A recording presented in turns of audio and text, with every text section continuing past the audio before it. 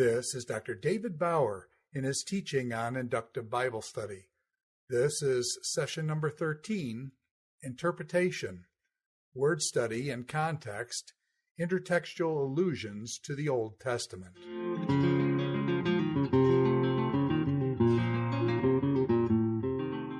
We want to move really to the next major phase of Inductive Bible Study, and that is interpretation, which, as I mentioned, actually involves answering the questions raised under observation. Those questions form the bridge, really, between observation and interpretation, which we think is important because part of what's involved in valid interpretation is making sure that the questions that you answer in interpretation arise from the text itself. A lot of eisegesis, that is to say, reading things into the text, deductive interpretation, involves directing questions toward the text that the text is not prepared to answer, that do not arise out of the text, do not accord with the agenda of the text itself. And if you ask wrong questions, your answers are suspect. So it's very important that the interpretive agenda be the same, correspond to the communication agenda of the text itself. That's why interpretation for us involves the answering of questions raised out of the observation. Now, you saw, of course, in the detailed observation of James 1, 5 through 8, that even in the observation of a small passage, you generate a whole lot of questions. And so it's important, first of all, to choose or to select the question or questions to be answered. What questions there that were generated from your observation seem to be the most important? What are the most difficult? Some questions practically answer themselves. Where are the difficulties in the passage? And then a third basis for selecting questions is personal interest. It may be that a particular question is not central to your passage, but is not most important as far as the dynamics of the text is concerned, but it's important to you. So there's nothing wrong with choosing a question on the basis of interest, of course. And then interpret the passage by answering the selected question or questions. And we need to identify the relevant evidence. In terms of answering the question that you have, what kinds of evidence that you have to answer, what kinds of evidence will be most helpful in answering that question. And so here are some of the possibilities. If your question involves the meaning of a term, and a lot of questions do involve the meaning of terms, you might begin with what we call preliminary definition, which involves looking up the word in an original language lexicon and getting the basic definition of the word. Now, it is, even if you don't know Greek or Hebrew, but we'll assume we're working with the New Testament here, even if you do not know Greek, it is important to identify the definition of that Greek word. It's not sufficient, really, to identify the definition of the English word that the translation has used, because you want to get at the definition of the word that your author has employed. And your author, of course, did not employ an English term, but a Greek term, and there is some slippage necessarily between the Greek word and any English word that a translation chooses to render it. Now, this is not a problem, of course, if you know Greek. You simply go to a standard Greek lexicon. Bauer Danker is really the standard one now in English. Thayer's is an older one that still has value, although it does not have the kind of reliability anymore that Bauer Danker has. But you go to a standard Greek lexicon, look up the word, get the basic definition at the top of the entry, write it down, and then draw an inference as to what this might mean for the interpretation of your passage.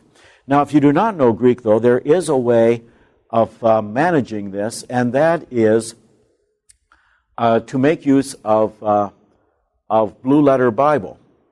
And I'll just demonstrate here exactly how you can get the definition and Blue Letter Bible. And by the way, the Blue Letter Bible has Thayer's lexicon there, so you get the definition from Thayer's lexicon for that word. If I may just indicate how this is done, it's really quite simple.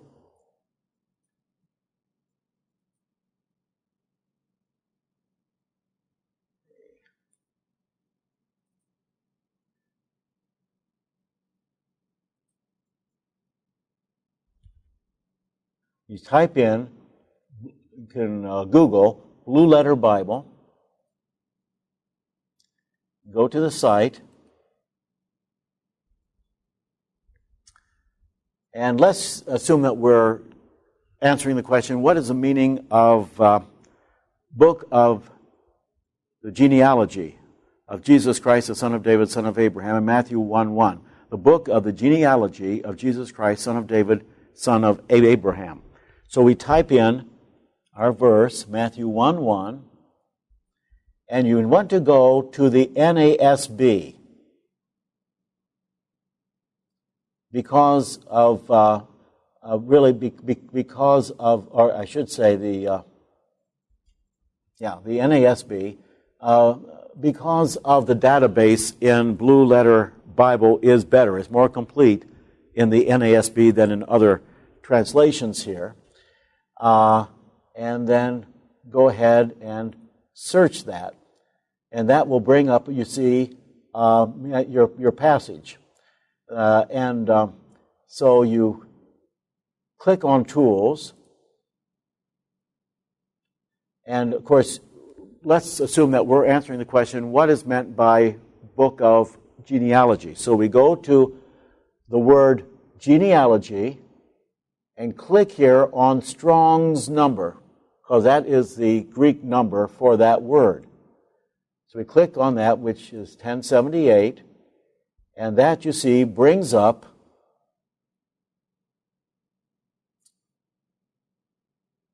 Thayer's lexicon. And that gives you the basic definition of the word. I would not read very far down into the entry here, but just get the basic definition or definitions at the top of the entry and go from there. I wouldn't spend much time, really, with preliminary definition either. It's simply a matter of getting from the standard Greek lexicon, in this case, as I say, Thayer's, the basic definition of the word, noting it with a view then toward drawing inferences for the meaning of that word. Now, I would go ahead then, and the next type of evidence is evidence from context. Evidence from context involves really all evidence of whatever kind found in the biblical book. Remember, we mentioned the other day that the basic literary unit of the Bible is a biblical book, so context has to do with all evidence of whatever kind within the biblical book. Now, this would involve, there are three levels of context then. First of all, immediate context. We've already done the detailed observation, which involves making observations about the passage itself in its immediate context.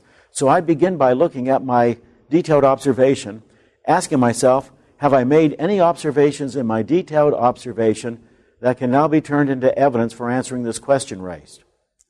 And, of course, if so, identify that as have evidence with a view toward drawing inferences toward possible answers to your question, your interpretive question. I wouldn't stop there. I would also read again the immediate context in a directed way with my question in the back of my mind, asking myself, is there any other evidence here in the immediate context beyond what I observed in detailed observation that might be relevant for answering this question? The second level of context is segment context. And of course, we've already done the survey of the segment. So I begin here by looking at my segment survey, asking myself, have I made any observations in my segment survey that can now be taken up and turned into evidence for answering this question that I've raised, including the structure of the segment. By the way, quite often this is pertinent, even for interpreting individual verses within a segment. That the observations you've made in segment survey can often be quite helpful here. But again, I wouldn't stop with looking at my segment survey. Again, I'd look at the segment in a directed way with my question in the back of my mind, asking myself, is there anything else here in this entire segment beyond what I've observed in my segment survey that may serve as relevant evidence for answering this question? Now, the third level of context, of course, is the book as a whole. And yes, you've guessed it, we've already done the survey of the book. And so I begin here by looking at my book survey and asking myself, have I made any observations in the survey of the book that can be turned into evidence even for answering a question about the meaning of an individual verse? And sometimes that is the case. I'm thinking about, right now, about a passage in Mathew where the interpretation is very much helpfully informed by evidence from one of the major structural relationships that we identified in the survey of the Gospel of Matthew as a whole. One of the major structural relationships in the whole Gospel is very significant for interpreting this one verse that I'm thinking of just now. Sometimes that is helpful.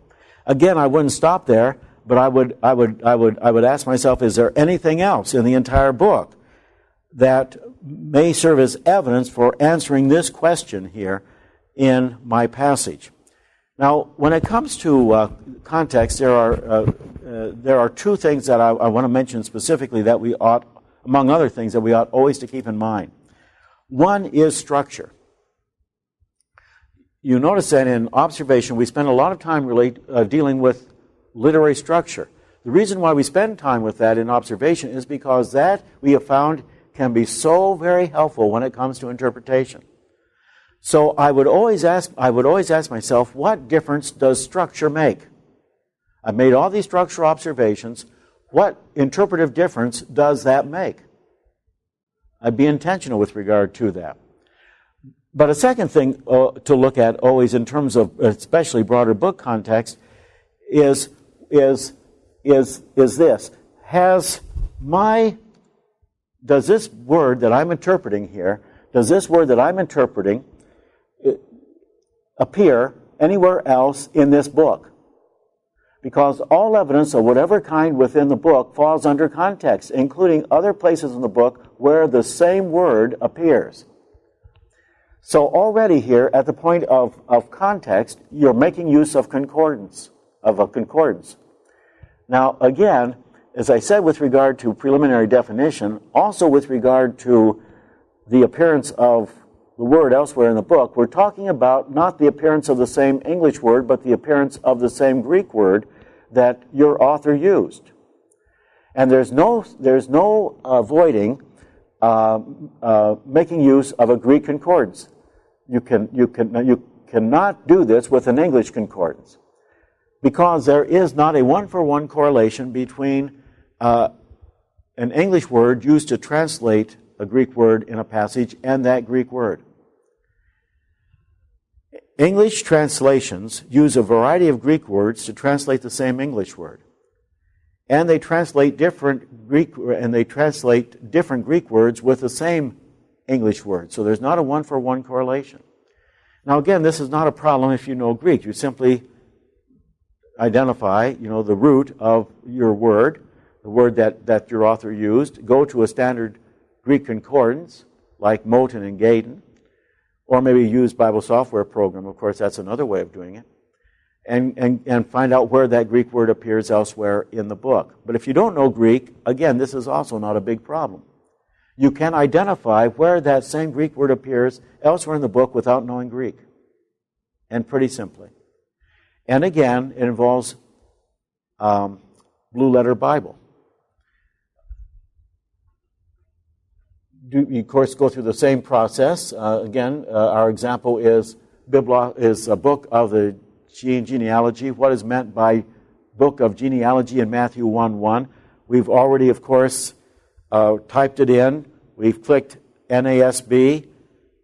It's taken us to that passage. We click Tools, and we're at the Tools page here.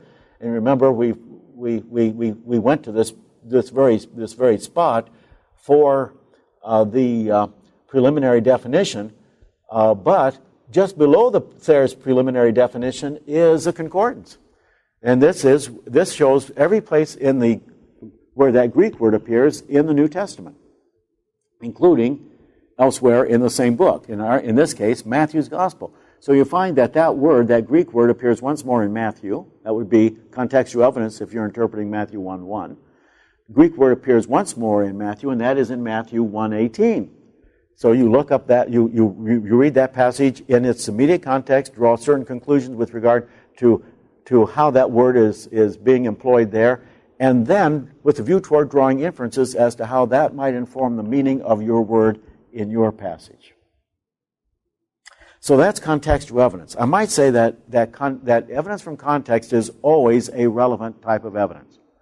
Not all of the types of evidence in this list will be relevant, but context is always a relevant type of evidence. Okay, now we'll go back to our list of possible types of evidence here.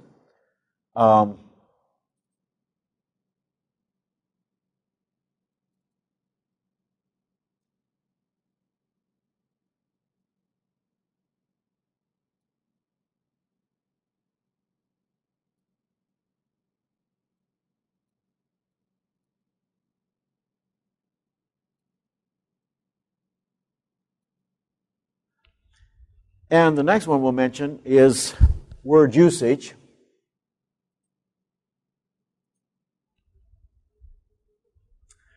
Now, there are really two types of word usage. One is the use of the word in the Bible, and then also word usage in terms of how that word was used outside the Bible. We'll focus, for our purposes, upon biblical word usage. This involves, again, the concordance, and we just saw how you can identify where that Greek word appears, not only elsewhere in your book, but elsewhere in the New Testament. We've just done that, showed the concordance. This involves making use of the concordance. Now, there is, in biblical word usage itself, two levels. There is, first of all, the use of the word in the Testament.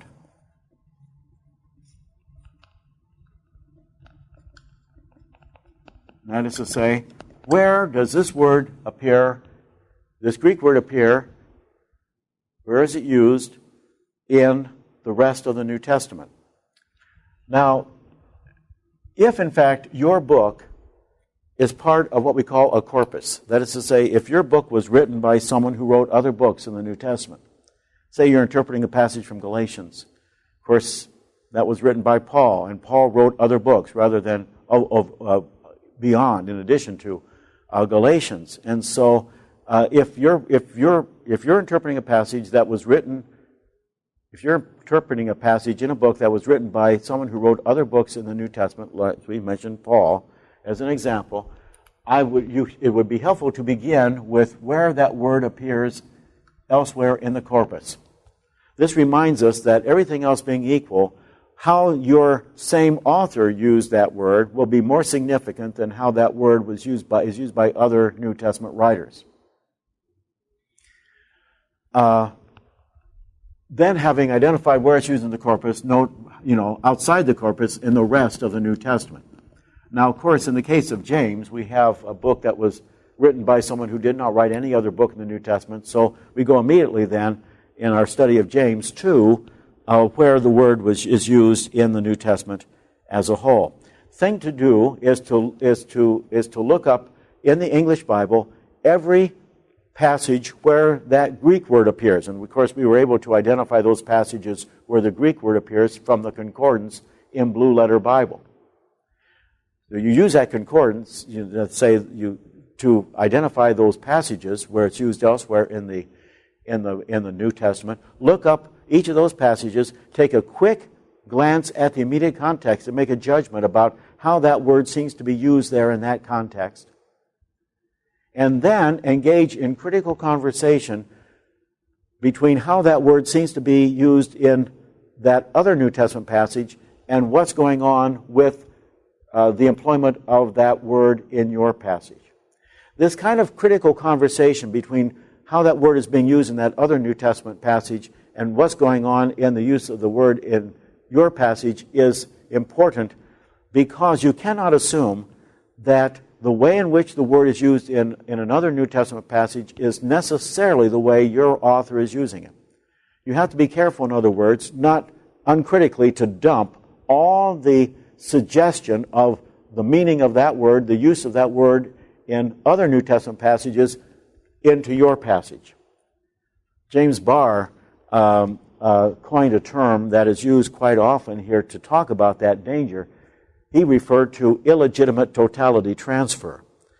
And that is an illegitimate practice of just, as I say, dumping all the suggestiveness of the use of the meaning of that word as used in another passage into your passage, because there's no reason to think that necessarily your author had all that other stuff going, all those other things that another writer might have had in mind using that word, that your author had necessarily all of that in mind.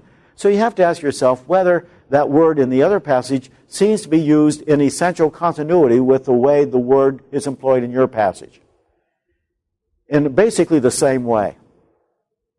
And if so, you can make positive use of that word. You bring it in, and that will help really to fill in, to make more complete, more robust, more clear, perhaps how the word is being used in your passage. It will have that kind of positive, complementary sort of function.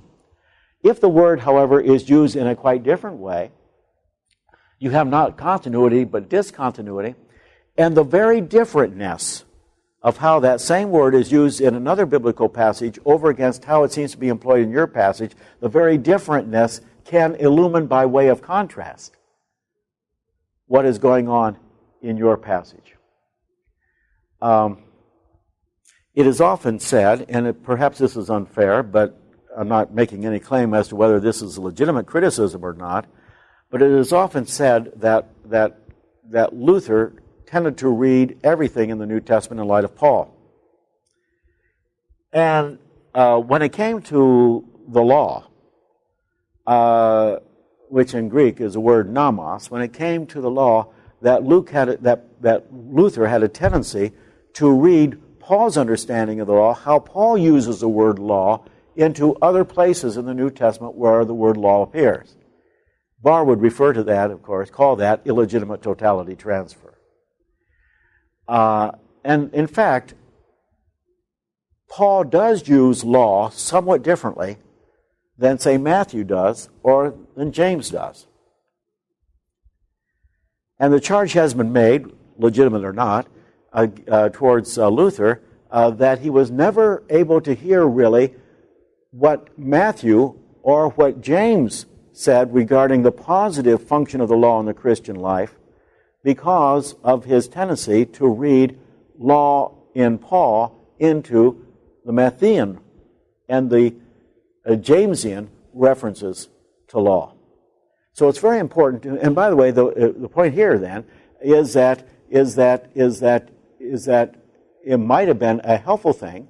It might be a helpful thing to note the very differences between Paul's use of law, nomos, and James' use of law, nomos, and that very difference could point to two quite different ways of how the law may function in the Christian life, and by way of contrast would clarify how James understands the role of the law in the Christian life. In other words, there's another way in which law could function, but this is not what James has in mind.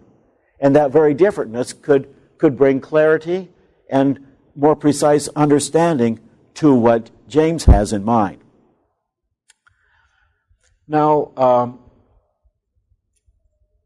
if in fact you know Greek, or you have access to a Bible software program that has search capabilities in the Greek translation of the Old Testament, what is normally referred to as the Septuagint, this would be the use of the word in the other testament.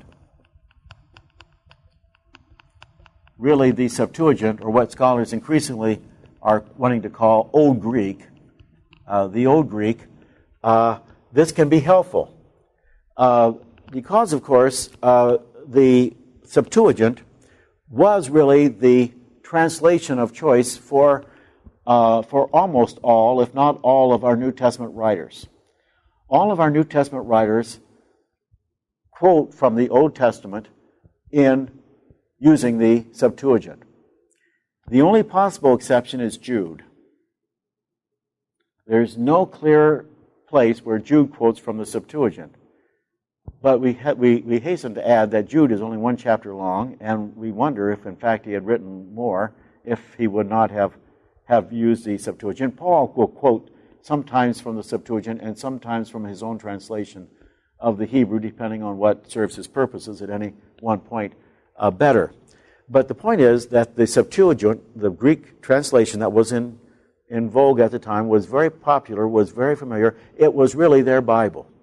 And even as our theological language is very much influenced, shaped by how terms like sanctify or righteousness or justify or what have you are how those terms are used in our English Bibles. So also their theological vocabulary was very much influenced by the way in which the Septuagint used these words. So Septuagint word usage can be very helpful, but if you don't know Greek and don't have access to a Bible software program, it's not really worth the trouble to try to identify it. But if you do have, as I say, Bible software program that has search capability in the Septuagint, it's easy just to click and it will create a concordance right there for you. Do the same kind of thing, look up the word as it's used in the Old Testament, and then draw possible conclusions in terms of how it's used in your passage.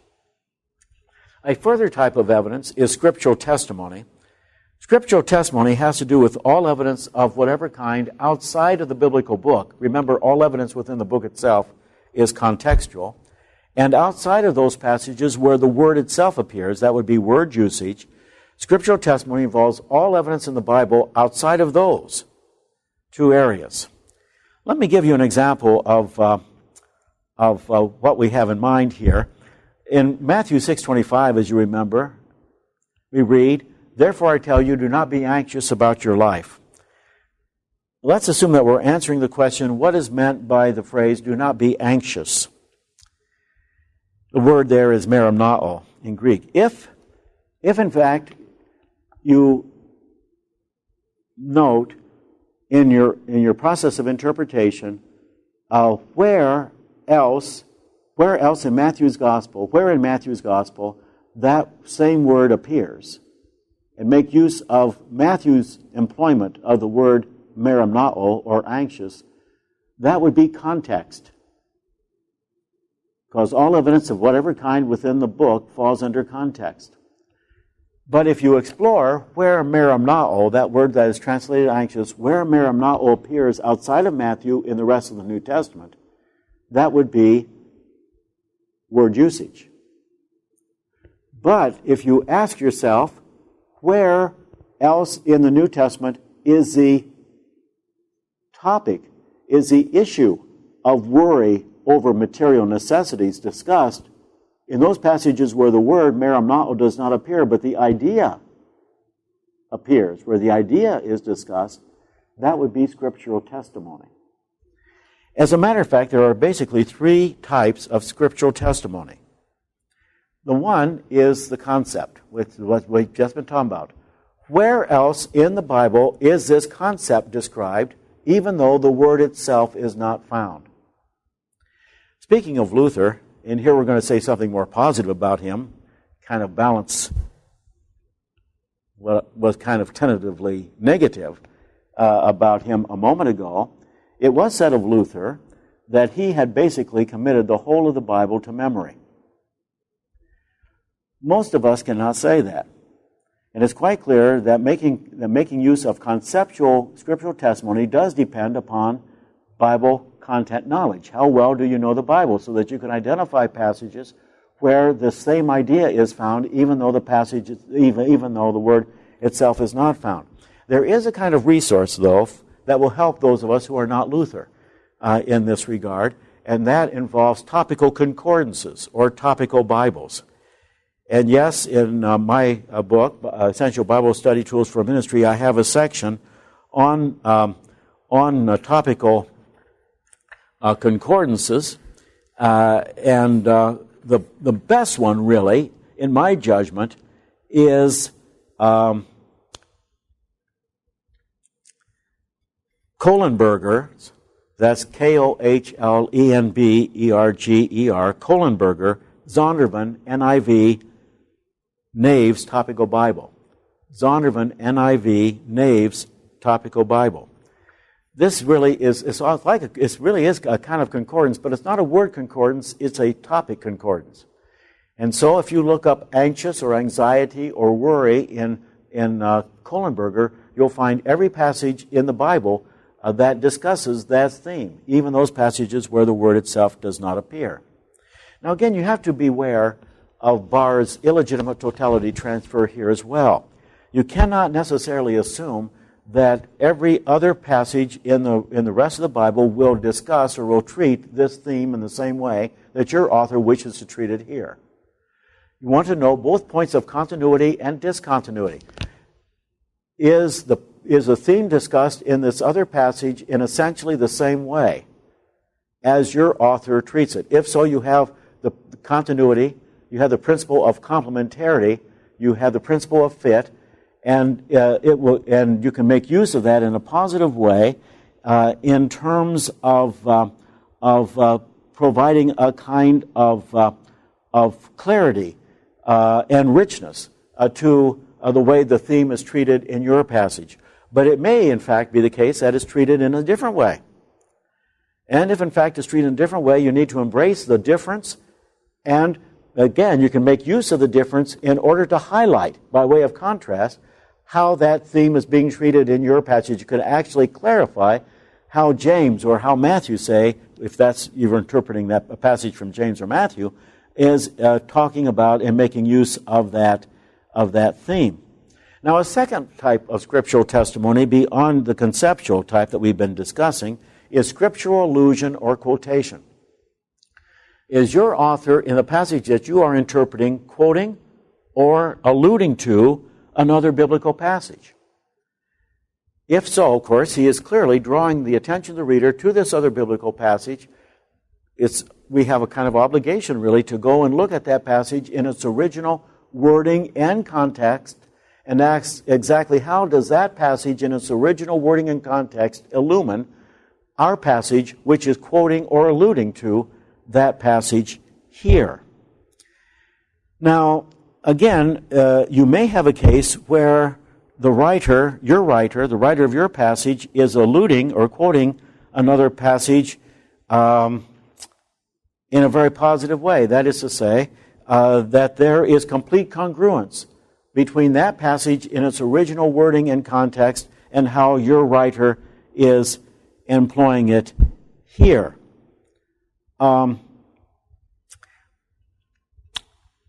If so, of course, you would bring that kind of thing in.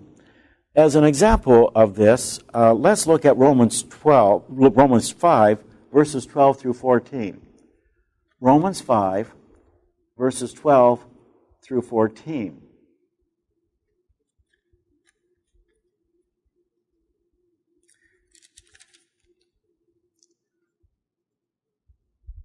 Paul says, "Therefore, as sin came into the world through one man, and death through sin, and so death spread to all men because all men sinned. Sin indeed was in the world before the law was given, but sin is not counted where there is no law. Yet death reigned from Adam to Moses, even over those whose sins were not like the transgression of Adam, who was a type of the one who was to come." Now clearly, Paul is drawing the attention of the reader back to Genesis 1 through 3, perhaps especially Genesis 3, and is wanting the reader to remember, maybe even to consult Genesis 3, with a view towards asking him or herself exactly how does the story of the fall of Adam there illumine what Paul is saying here in the argument that he is making in Romans 5, 12 through 14.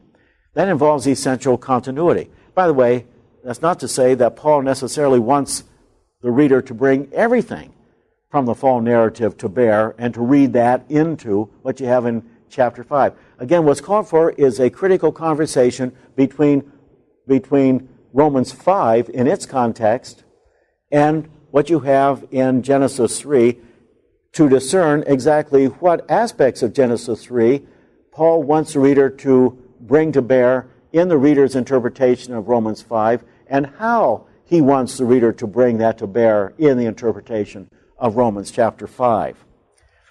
Now let's take another example, and of course, and that involved an allusion, and the second example will involve an allusion as well. 2 Peter 2:15.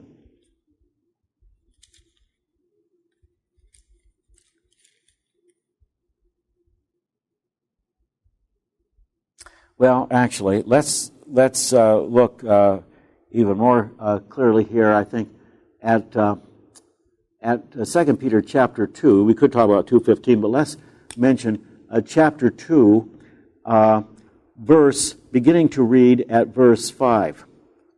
But if God did not spare the ancient world, but preserved Noah, a herald of righteousness, with 7 other persons, when he brought a flood upon the world of the ungodly, if by turning the cities of Sodom and Gomorrah to ashes he condemned them to distinction and made them an example to those who were to be ungodly, and now this is the operative verse here, verse 7, and if he rescued righteous Lot, greatly distressed by the licentiousness of the wicked, for by what that righteous man saw and heard as he lived among them, he was vexed in his righteous soul day after day with their lawless deeds. Then the Lord knows how to rescue the godly from trial and to keep the unrighteous under punishment until the day of punishment. Here, of course, you have an allusion to the story of the rescue of Lot and his family from Sodom, which is reported in Genesis 19. Here, though, you have some significant discontinuity between what is said with regard to the rescue of Lot in 2 Peter and what you have in Genesis 19.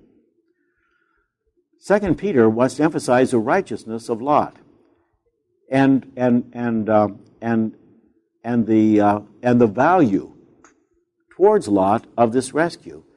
If God rescued righteous Lot, greatly distressed by the licentiousness of the wicked, for by what that righteous man saw and heard as he lived among them, he was vexed in his righteous soul day after day with their lawless deeds.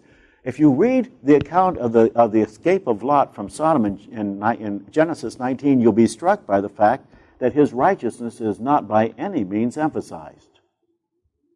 As a matter of fact, the angels did rescue Lot, but only by dragging him, literally dragging him out of the city, kicking and screaming. He did not want to go.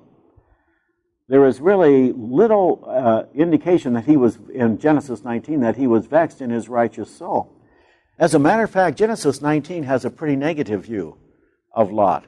Lot, in that whole Abraham narrative, is contrasted with his uncle Abraham, and contrasted with Abraham in a quite negative way, and the like.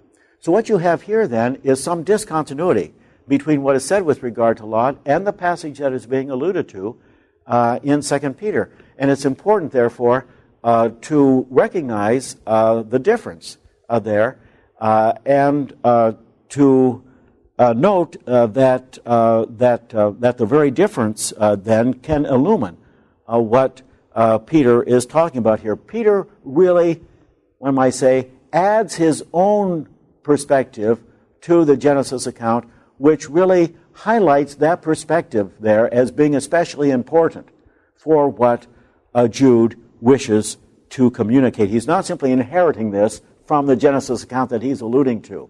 He is actually, in a sense, adding it to the Genesis account.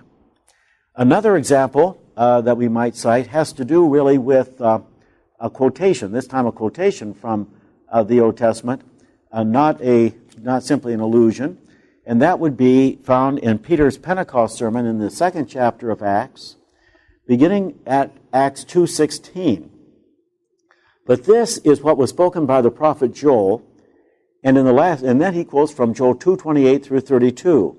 And in the last days it shall be, God declares, that I will pour out my Spirit upon all flesh, and your sons and your daughters shall prophesy, and your young men shall see visions, and your old men shall dream dreams. Yea, and on my menservants and my maidservants in those days I will pour out my Spirit, and they shall prophesy. And I will show wonders in the heaven above, and signs on the earth beneath, blood and fire and vapor of smoke. The sun shall be turned into darkness, and the moon into blood, before the day of the Lord comes, the great and manifest day. and it shall be that whoever calls on the name of the Lord shall be saved.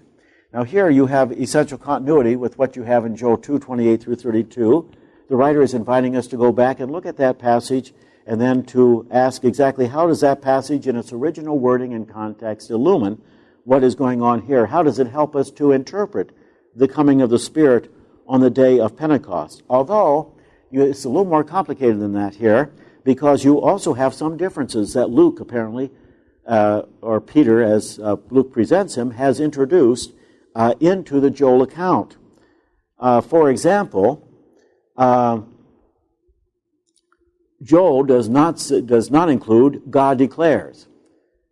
As a matter of fact, the Joel account says, and after these things it shall be, whereas in Acts 2 we read, and in the last days. In the last days does not appear in Joel 2:28. There it is after these things. But here, in the last days.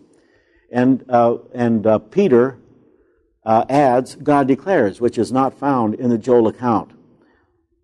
And adds also in verse 18b, and they shall prophesy.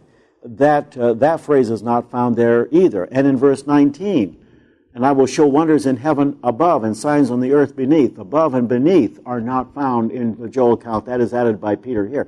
So you have both points of continuity and discontinuity. And again, note also not only the points of continuity there with Joel 2:28 through 32, but also the points of discontinuity, where Peter, as presented by Luke, has actually changed the wording of that Joel account, presumably in such a way as to tweak it so as to show how, in fact, what Joel has in mind is being brought to fulfillment here, even beyond the wording of the Joel account. A third type of scriptural testimony involves parallel passages.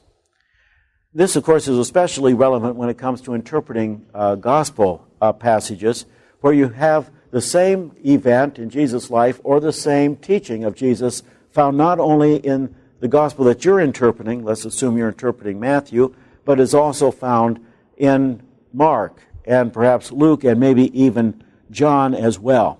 Again, it's important to note both points of continuity and discontinuity. How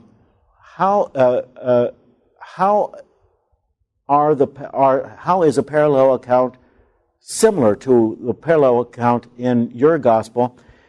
Are there elements here in the parallel account that you have reason to believe that the author of your passage assumed that his original readers would know and would bring to bear in the construal of this passage? If so, you have continuity, complementarity, the background principle, you bring that to bear. That's really the operative question. Are there elements in this parallel passage that you have reason to believe on the basis of the context of your passage and on the basis of historical probability that you have reason to believe that the author of your passage assumed his original readers would know? Not that they knew that other account in that gospel, but they knew that information that is found in that other account, the account in the other gospel. You have reason to believe that your author assumed that his readers would know that information and would bring that to bear in the construal of this passage. If so, you bring that in. That involves assumed knowledge on the part of the reader of your passage.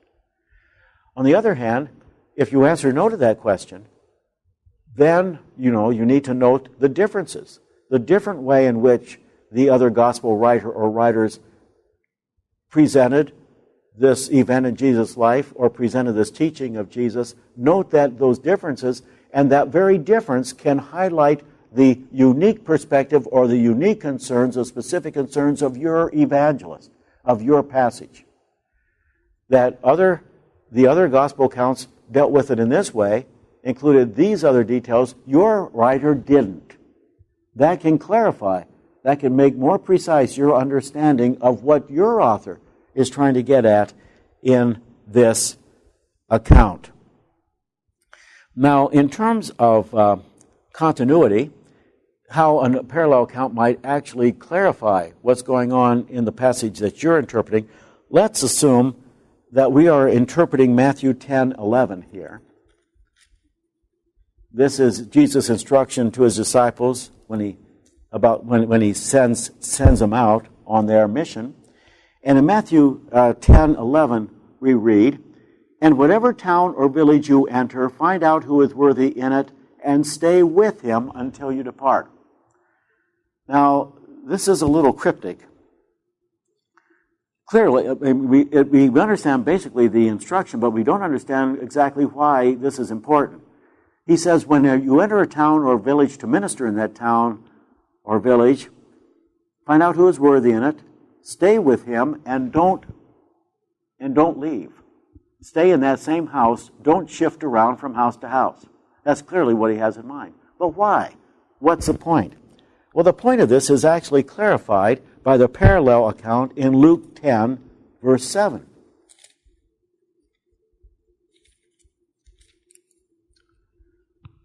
Here we read, "And remain in the same house, eating and drinking what they provide, for the laborer deserves his wages. Do not go from house to house." Eating and drinking what they provide, do not go from house to house. Luke, you see, the Luke parallel clarifies that passage in Matthew 10. In other words, don't move from house to house when you minister in a particular place in order to find the best bed and breakfast, the best food and the best accommodations.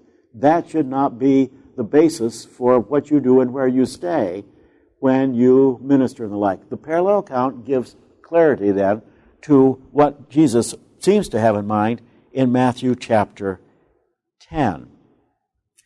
But you can have a case where the parallel account is quite different. And as I say, that very differentness can illumine what's going on in your passage. And I'm going to give as an example here a parallel, not from the Gospels, but from the historical books of the Old Testament. You know that the Chronicles, the books of Chronicles, appears to be largely based upon and had as a primary source the books of Samuel and Kings. If we go to 2 Samuel, we note the account of David's census in 2 Samuel 21:1. We read this, "Now there was a famine in the days of David for 3 years, and David sought the face of the Lord," and so on and so forth. And you see here, actually I was thinking of 1 Chronicles. We have this 1 Chronicles 21:1. There we go. The account of this actually in 2 Samuel is in 2 Samuel 24:1. "Again, the anger of the Lord was kindled against Israel, and he incited David against them, saying, 'Go, number Israel and Judah.'" Notice here, it is the Lord who incites David to perform this census. The Lord incited David against them, saying, "Go, number Israel and Judah." In the parallel account, in 1 Chronicles 21:1, we read, "Satan stood up against Israel and incited David to number Israel." So according to 2 Samuel 24, it was the Lord who incited David to number Israel. According to 1 Chronicles 21, it was Satan who incited David to do so. There's a difference in those accounts. Now, what you have, of course, is Samuel presenting this census from one point of view. Chronicler presenting it from a somewhat different point of view. It would be inappropriate, I think, to read 1 Chronicles into 2 Samuel.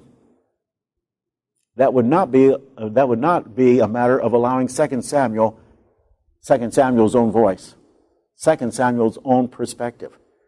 The very difference, though, can highlight that perspective in 2 Samuel. Or if you're interpreting 1 Chronicles, the difference can highlight the specific perspective with regard to the census that you have in 1 Chronicles. Preachers often fall into the trap of combining or collapsing parallel accounts to one another. This is really a dangerous thing to do because it involves creating a new account that doesn't exist anywhere except in the preacher's own mind. I remember hearing not too long ago a sermon on the feeding of the 5,000 in Mathew 14, and the preacher began by saying, well, you know, this story of the feeding of the 5,000 is also found in John 6, and John includes a lot of details about the feeding of the 5,000 that Matthew does not include. So we're going to understand Mathew 14 in light of John 6. This uncritical collapsing of John 6 into Matthew 14 involved, actually, the preacher wasn't aware of this, but what he was actually doing was creating a new account that didn't exist anywhere except in his own mind. It corresponded neither to the account of the feeding of the 5,000 in John 6, nor to the feeding of the 5,000 in Matthew 14, but it was a kind of his own coalescing of them. That raises all sorts of problems. It raises problems with regard to authority in preaching, because he was preaching really on a non-canonical text. He had created a non-canonical text, and that was the basis of his proclamation. He was unable really to hear what either Matthew or John had in mind with regard to the feeding of the 5,000. Now, of course, you might ask, well, is it never appropriate to bring accounts together in such a way as to try to understand how the New Testament as a whole deals with this event? Of course it is.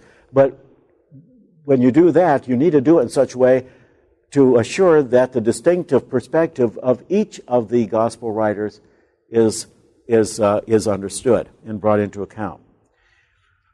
Now, beyond that, and a further type of evidence we have is that of literary form or forms here. And, of course, this is the kind of thing that we identify in the survey of the segment. And we talked really in the earlier segment about the character of these literary forms and suggested something of their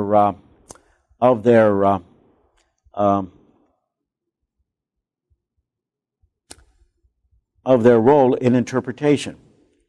Let me give you an example here of this. I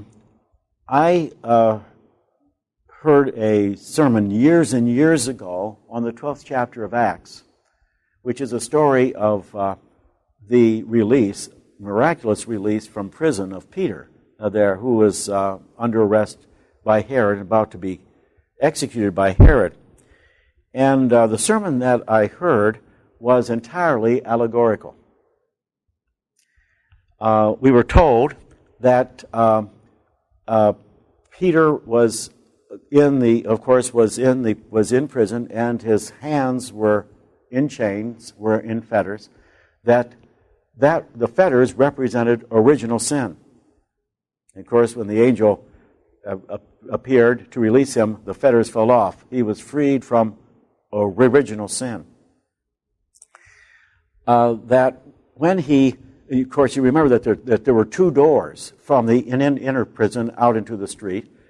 The first door, we were told, represented justification. It opened of its own. This was a Methodist who was preaching this, a Wesleyan. And so the second door represented entire sanctification, we were told.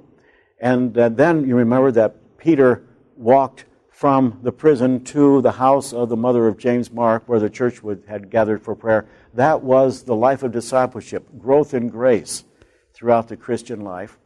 The house where the church was gathered, the house of the mother of John Mark, where the church was gathered, we were told represented heaven.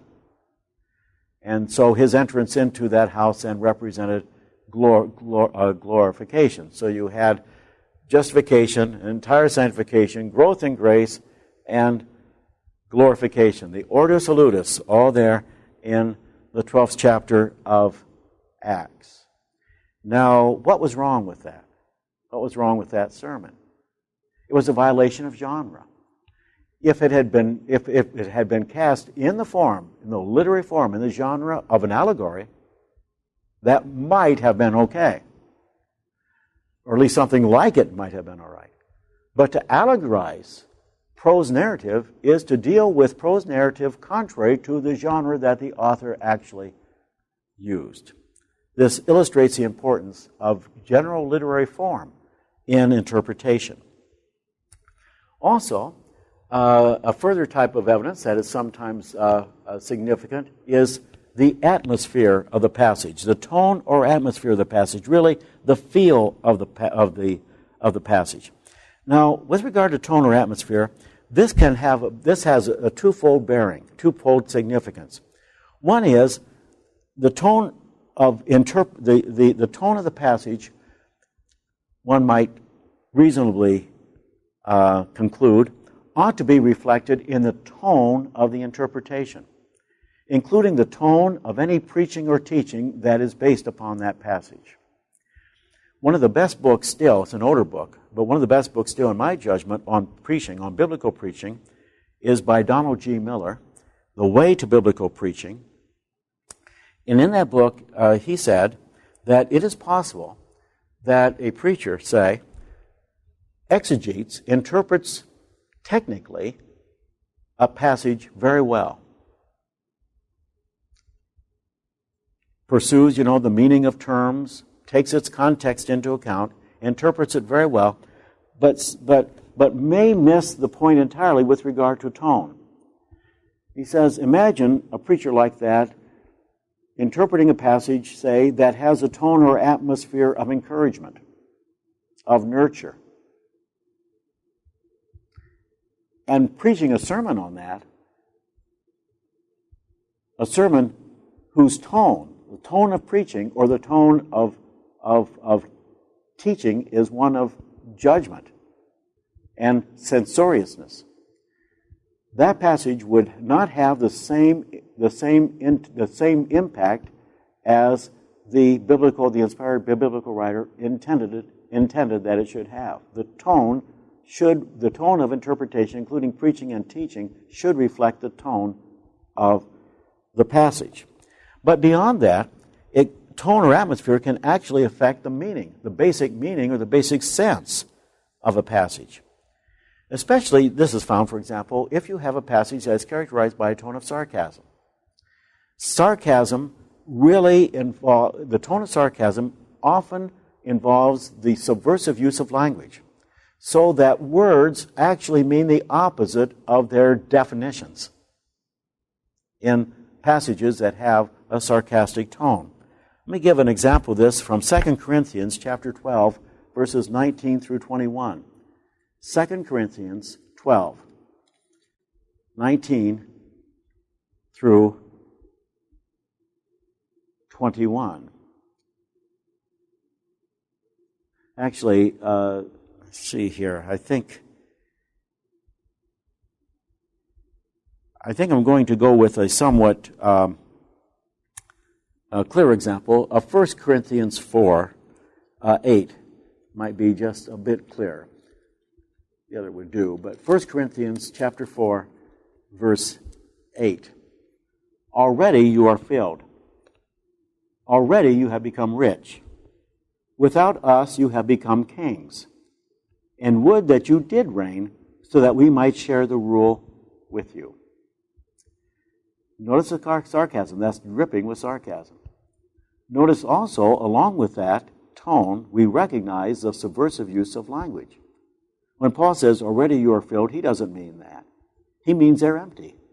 They think they're full, but they're really empty. Already you have become rich. You're not rich at all. You're poverty-stricken, Paul is saying here. As a matter of fact, their problem is that you don't realize just how poor you are. Without us, you have become kings. And would that you did reign, so that we might share the rule with you. Paul isn't interested in this kind of rule, either for his Corinthian congregation or for himself. Again, the role of tone or atmosphere. A further type of evidence is the author's purpose and viewpoint. This has to do with really point of view. And it has especially to do with the relationship between the point of view of the author of your book and the point of view of characters that he describes or that he allows to speak within the book.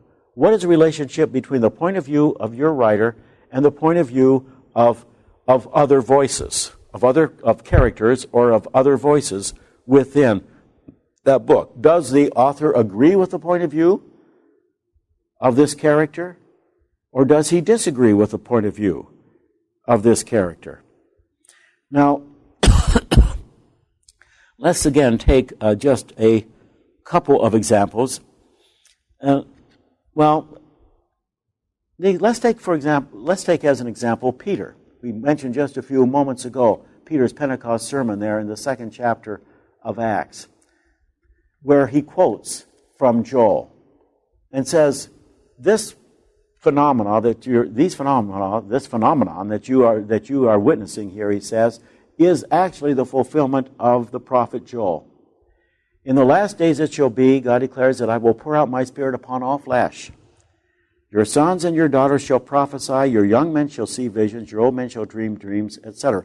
I will pour out my Spirit on all flesh. Now, does Luke, the inspired author of Acts, does Luke agree with what Peter says here, or not? Does the point of view of Luke correspond with the point of view of Peter in quoting this Joel passage? Well, the answer is yes and no. Clearly, he agrees with Peter when Peter quotes this passage on the surface. I will pour out my Spirit on all flesh. But we know that when Peter quotes this in Acts 2, what Peter is thinking when he quotes from Joel, I will pour out my Spirit on all flesh, is actually what Joel had in mind. I will pour out my Spirit on all flesh within Israel, on all classes of Jewish society, not Gentiles. Peter, in Acts 2, in quoting from Joel, did not have in mind Gentiles when he said all flesh. We know that because Peter doesn't come to that realization until the 10th chapter of Acts, in the conversion of Cornelius and Saul, and it took a vision from God at that point. You remember the great sheet coming down from heaven. It took a vision from God Himself to bring Peter around.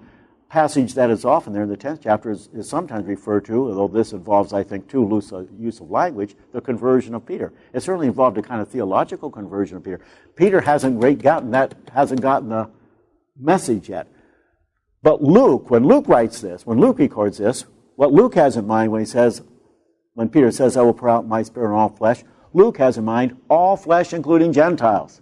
That's Luke's point of view with regard to Acts 2:17. But that's not Peter's point of view with regard to Acts 2:17. So Luke does not agree with Peter's point of view completely here in this quotation of Joel 2:28 in Acts 2. Well, we could cite other examples as well, but anyway, that's the case. Now, you'll notice that a number of these types of evidence really overlap.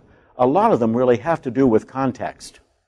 For example, when it comes to the relationship between the author's point of view and the point of view of characters that he includes within his book, in order to establish what the author's point of view is and even what the point of view of these characters are, you go back to context. So these various types of evidence are not hermetically sealed off from one another. As I say, especially context plays a role in several of these. By the way, we mentioned here not only the author's point of view, but also the author's purpose and point of view. What is the author's purpose in including points of view that differ from his own?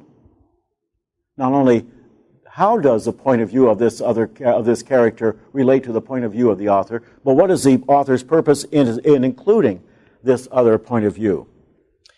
Then a further type of evidence is the psychological factor.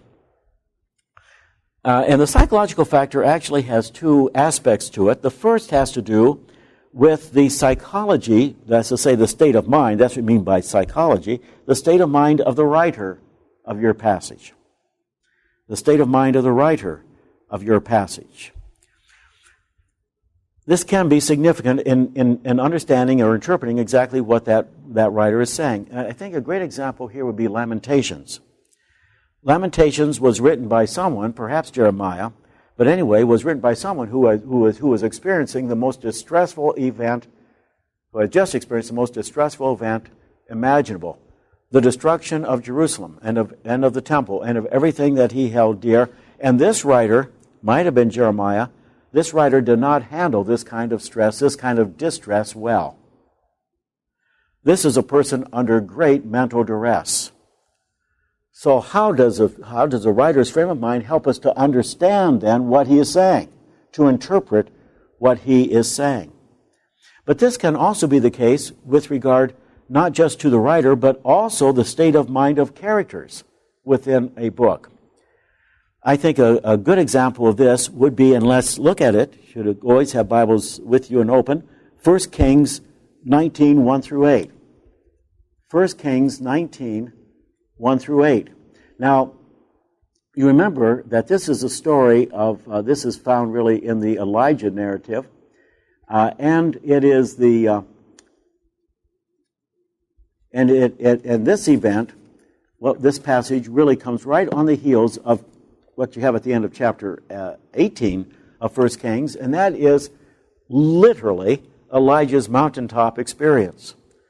He there on top of Mount Carmel has challenged the prophets of Baal to a contest.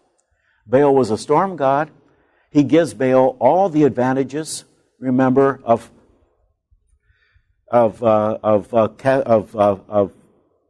casting down fire from heaven and consuming the sacrifice. It was a contest between the Lord, Yahweh, and Baal. Whichever God acted would be the true God, would be the God of Israel from now on. As I say, he gave the prophets of Baal and Baal every advantage, gave Yahweh every disadvantage, but in spite of the disadvantage, it was Yahweh who sent down fire from heaven that consumed the sacrifice, and it was not Baal.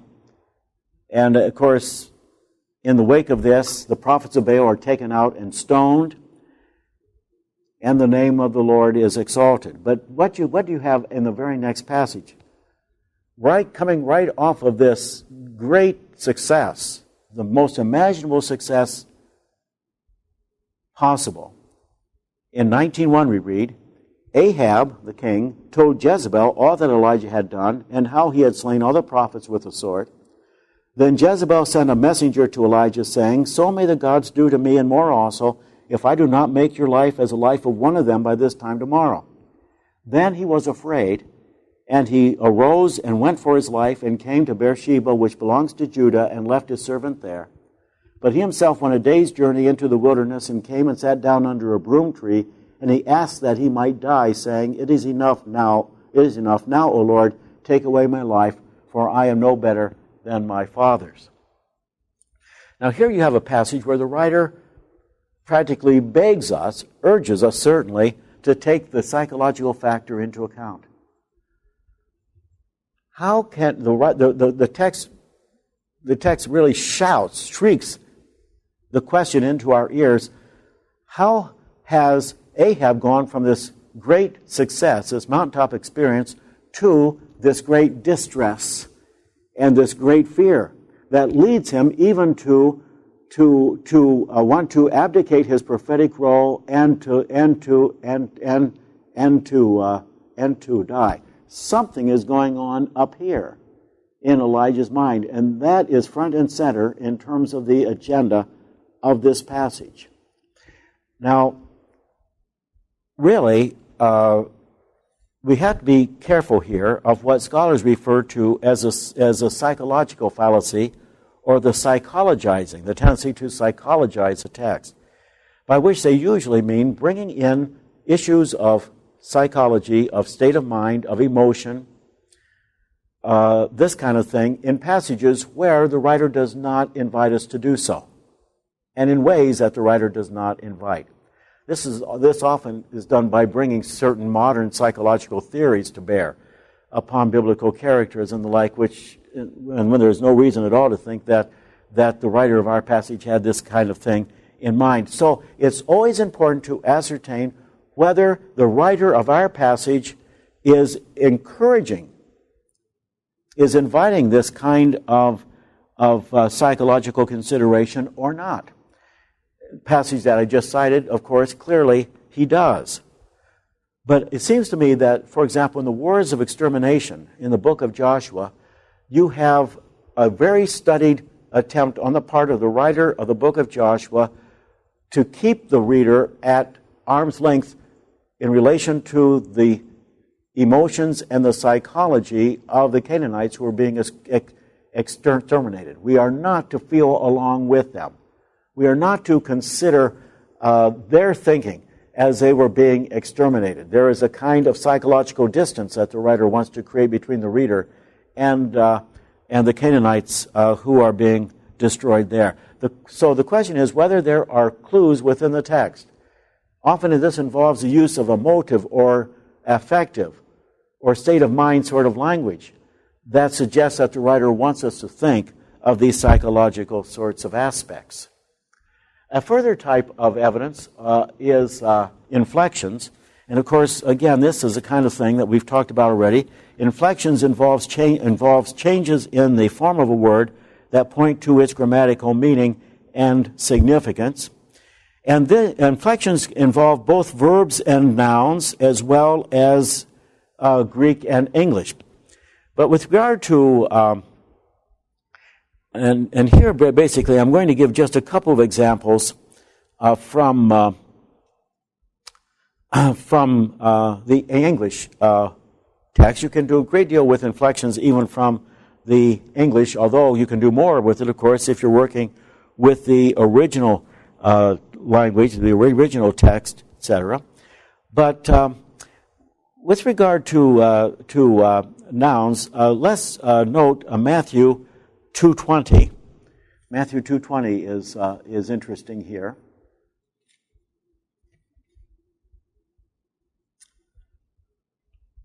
This is the story of Joseph and the Holy Family in Egypt, beginning in verse 19. But when Herod died, behold, an angel of the Lord appeared in a dream to Joseph in Egypt, saying, Rise, take the child and his mother, and go to the land of Israel, for those who sought the child's life are dead. Now notice you have the plural noun there. Those who sought the child's life are dead. That is really quite surprising in context. Because up to this point in chapter 2 of Matthew, so far as we know, only one person has sought the child's life. And that is Herod. What is behind then? How do you explain the use of the plural? Not he who sought the child's life is dead. By the way, we talked about when Herod died. He said, those who sought the child's life are dead. So how are we to take this plural? Are we to think that perhaps that this plural, those who sought the child's life are dead, suggests that not only Herod, but also the chief priests and scribes, of whom Herod inquired earlier on in the gospel, in chapter 2, as to where the Christ is to be born, that somehow the chief priests and scribes were complicit in seeking the death of Jesus here, complicit in the death of the Bethlehem infants? Is he thinking perhaps of the soldiers who were sent to Bethlehem to kill all the children, all the male children 2 years old and under, that they are the ones who are included in this plural? Those who sought the child's life are dead. Well, with regard to the chief priests and scribes, there's no indication really that they were complicit in the attempt to kill the Christ. No indication of that at all. And in the case of the soldiers who were sent to Bethlehem, clearly, even if they had died, that would be no problem at all, because, of course, other soldiers could be marshaled in order to do this kind of ugly work. So that doesn't seem to be the case. We're still left with the mystery. What is involved in the plural here? Those who sought the child's life are dead. Well, the answer to that is actually found in the fact that this is practically a word-for-word quotation from Exodus 4:19. The angel appears to Moses on the slopes of Sinai, after Moses, of course, had escaped himself from Egypt, and said, "Return to Egypt, for," quote, "those who sought your life have died." So this suggests then that this is an allusion to Exodus 4:19, and what Matthew is suggesting by the use of the plural is that this experience in the life of Jesus brings that experience in Moses' life to fulfillment. That Moses' experience back there anticipates and informs, illumines what is happening here in the experience of our Lord. Well, we have just a few more of these types of evidence to look at, but this is a good place to stop, I think. We've gone quite a little while, so let's take a video segment break just here.